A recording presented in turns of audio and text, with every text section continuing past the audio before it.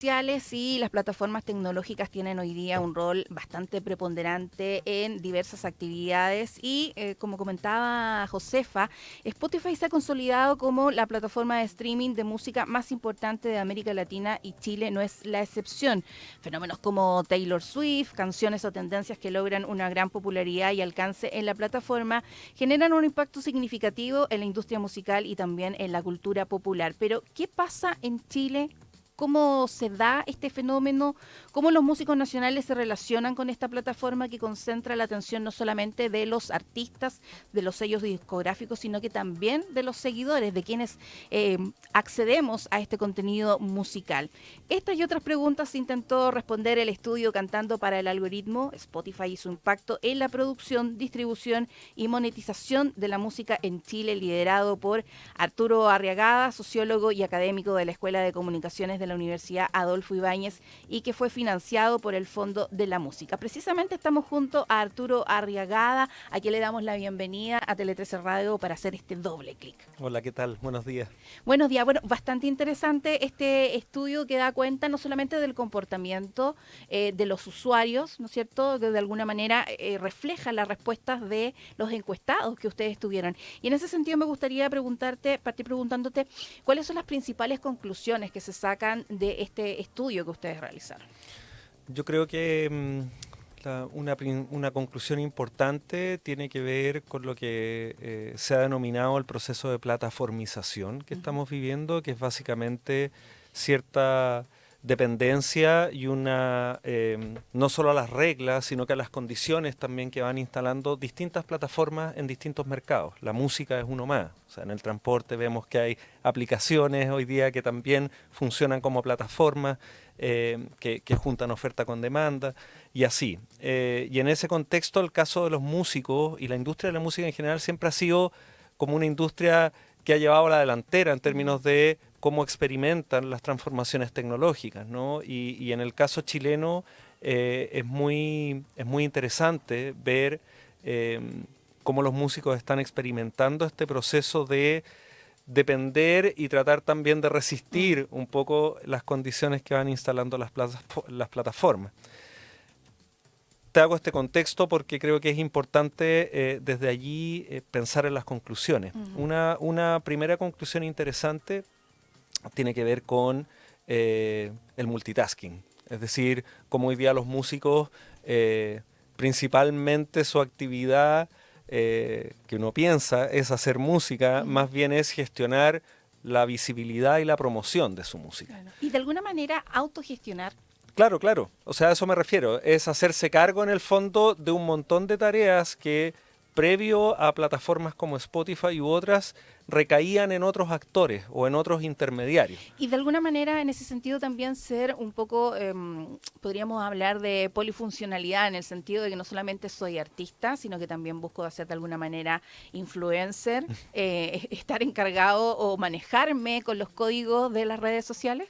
De hecho, tanto lo que encontramos en las encuestas como en las entrevistas tiene que ver con ese multitaskeo de ser capaz de no solo producir y grabar una canción, sino que distribuirla y hacerla visible, ya sea con un intermediario como puede ser una agregadora de contenido, que son estas empresas que distribuyen la música a través de las distintas plataformas y que también gestionan la monetización y la gestión de las redes sociales que realizan los artistas para que esa canción sea visible. Entonces, hoy día finalmente hacer música implica, como muchas otras actividades, gestionar tu visibilidad, dado que la atención de las audiencias y de las personas están volcadas a estas plataformas. Entonces, finalmente, el hacer una canción, la principal pega es lograr que se escuche, Claro, y difundirla. son las propias personas, músicos y músicas, los que tienen que gestionar esa visibilidad en la lógica también algorítmica de las plataformas que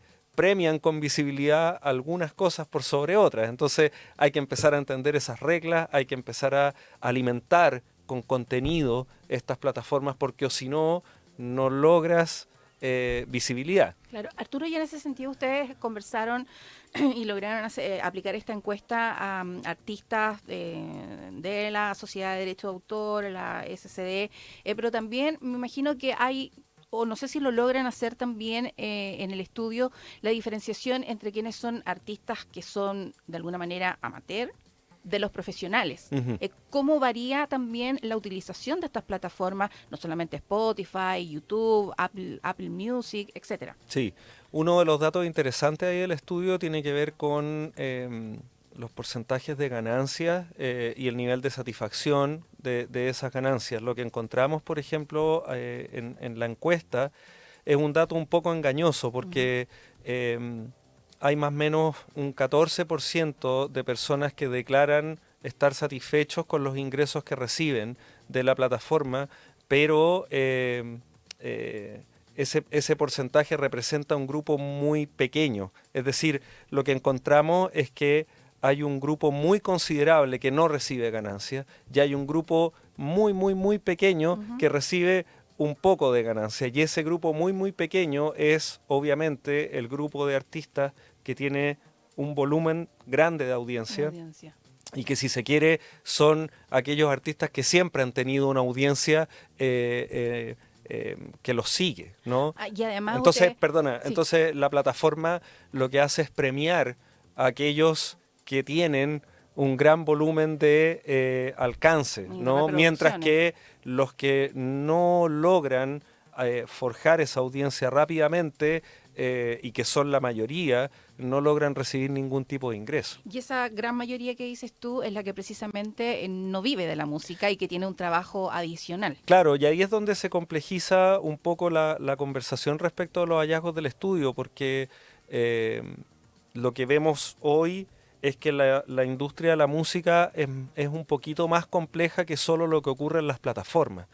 Es lo que ocurre en los locales donde los músicos pueden actuar en vivo, es en la formación de audiencias y qué es lo que se está haciendo para que la gente vaya a escuchar música en vivo y se relacione con la música más allá de lo que ocurre en Spotify. Entonces, ahí encontramos que aparecen preguntas, ¿no? Como cómo potenciar un poco esa industria más allá de poner toda la atención en lo que está ocurriendo en Spotify, que sabemos que hoy en día para cualquiera que quiere poner a disposición su música es el desde. O sea, la música es estar en alguna de estas plataformas y desde ahí se construye una carrera, ¿no? Que se construye además fuera de esa plataforma en particular y en otras plataformas como son los medios sociales online, por ejemplo. Y ahí, por ejemplo, el fenómeno de la música urbana, ¿cómo lo analizan ustedes también a raíz de estos resultados? Bueno, ese yo te diría que es una, no sé si limitación del estudio, pero ese es un perfil de entrevistados que nosotros tuvimos que fue muy bajo, ¿no? Ujú. En la muestra con la que trabajamos. Y ahí ese fenómeno es como un microclima en sí mismo, digo, porque, eh, ¿cómo decirlo? Para ese tipo de música, tanto en su producción como en la masividad que logra alcanzar, le funciona muy bien este modelo, Mm. ¿no? Y quienes cultivan ese estilo entienden muy bien este sistema. Entonces, trabajan muy bien para el algoritmo en Claro. ese sentido, ¿no? Y te pongo un ejemplo, de hecho, una de las motivaciones eh, de este estudio, o lo que llevó a pensar en hacerlo, tenía que ver con la alta productividad de este tipo de artistas y de músicos, ¿no? Que publicaban más o menos unas 3 o 4 canciones mensuales. Y eso es mucho, ¿no? O sea, es un flujo de música muy grande. Y, y ahí notábamos que, a ver, ¿qué es lo que está pasando aquí? O sea, uno podría especular ciertas razones, ¿no? De que la dinámica de producción es mucho más rápida, sencilla, menos costosa, funciona muy bien en un contexto de generaciones más Más jóvenes jóvenes. que acceden a la música de una manera distinta a lo que pueden haber sido generaciones previas y cuyo estilo en el fondo conversa muy bien también con un estilo de vida que es bastante transversal hoy en día respecto de lo que se habla, de lo que se promueve y de la conversación que ese estilo de música plantea. Claro, ¿no? y que va de la mano también con otras plataformas como TikTok, Instagram. Claro, y ese también es otro hallazgo que encontrábamos en nuestro estudio con un perfil de músicos que es mucho más, como si se quiere, intermedio y variado en estilo. Nosotros tuvimos gente que se movía en la música tropical, música popular, música indie, folk,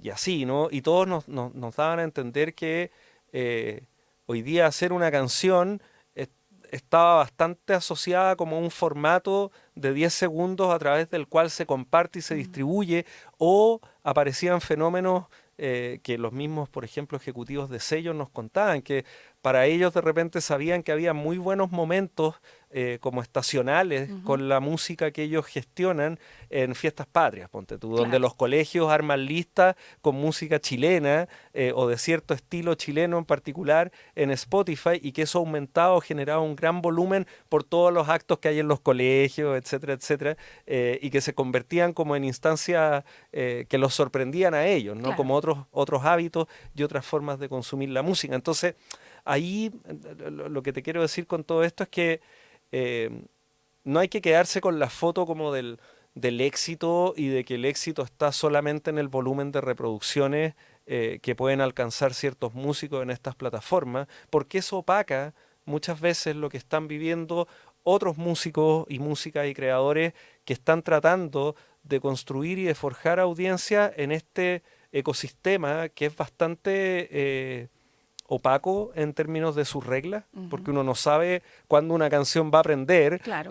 o se puede compartir, y por otro lado genera bastante incertidumbre respecto de poder desarrollar una carrera.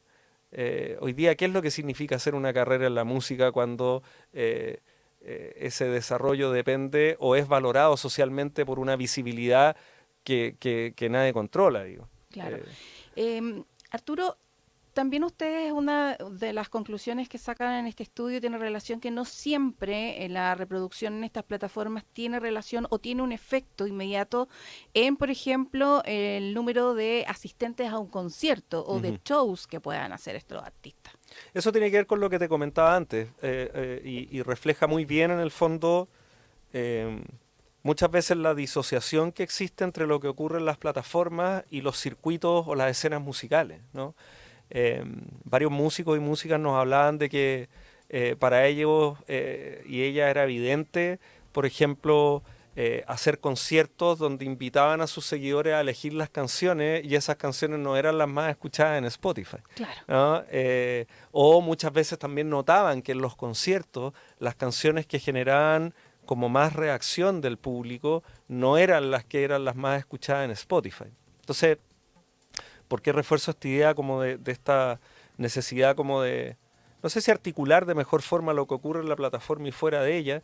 El valor está en cómo se van complementando estos mundos, ¿no? Cómo lograr que las personas que están teniendo una atención y un volumen considerable de atención en Spotify o en otras plataformas se condiga ese volumen con asistencia a conciertos, con la capacidad de poder generar un circuito de actuaciones en vivo y un relacionamiento con la audiencia que tenga otras formas también, otros formatos, ¿no? Claro, y a propósito de formatos también, uno de los antecedentes que ustedes plantean en este estudio tiene relación también con las colaboraciones entre artistas. Eso también es como un punto también de inflexión para promover precisamente en esta plataforma. Claro, entendiendo que lo que hay que conseguir en este nuevo ecosistema es ser visible, es decir, que tu canción aparezca en distintas plataformas y que la mayor cantidad de gente posible pueda acceder a ellas, dado que la está viendo porque el algoritmo se la está mostrando. Las colaboraciones son una estrategia bastante eficiente para como arrastrar audiencia de un lugar a otro, ¿no? Entonces el artista como más consolidado colabora con otro que puede estar partiendo, cosa de perdonando la expresión, chorrearle un poco de su Claro. audiencia y lograr captar, O arrimarse a un buen árbol. arrimarse un buen árbol. Y eso también genera en términos como de estilos o de creación artística resultados que son bastante inesperados. A veces hay cuestiones que creativamente son muy diversas en términos de estilo, pero otras veces hay una homogenización importante de que todas las canciones que van apareciendo de quienes van colaborando se parecen bastante también. Entonces, ahí aparece la pregunta de, bueno, ¿qué consecuencias también está teniendo esta estrategia en relación a lo que, no a lo que estamos escuchando, sino que se nos aparece como posibilidad para escuchar, ¿no? Ahí yo creo que se abre, y es algo que lo discutíamos hace unos días con otras personas cuando difundimos el estudio, era que en el fondo lo que hoy día ha cambiado para los artistas es que tienen que hacerse cargo cada vez más ellos de tareas que antes tenían otros profesionales intermediarios. Y es un fenómeno que estamos viendo en todas las industrias creativas, o sea,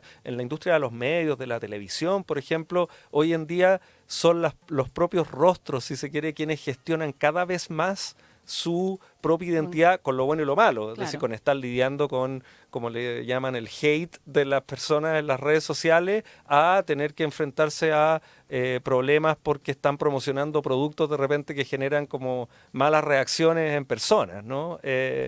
Entonces, cuando antes un canal de televisión ponía a su disposición un equipo de abogados para que cuidara y protegiera ese tipo de situaciones, ¿no? En el caso de los músicos ocurre algo parecido, como que antes estaban los sellos que hacían, por un lado, un filtro de decir quién entra y quién no, quién puede entrar y en dónde promocionar y cómo dónde promocionarlo, qué acceso tiene, etcétera, etcétera. Entonces, y que es algo que se está observando en distintos tipos de trabajo, ¿no? Que es finalmente cómo se va internalizando cada vez más el riesgo de hacerte cargo tú solo de tu propia gestión, de tu imagen, de tu visibilidad y de tus habilidades para navegar en este ecosistema que es complejo. Claro que sí, un interesante estudio que hemos conocido aquí junto a Arturo Arriagada, sociólogo y académico de la Escuela de Comunicaciones de la Universidad Adolfo Ibáñez, con este estudio Cantando para el Algoritmo, que además pone un desafío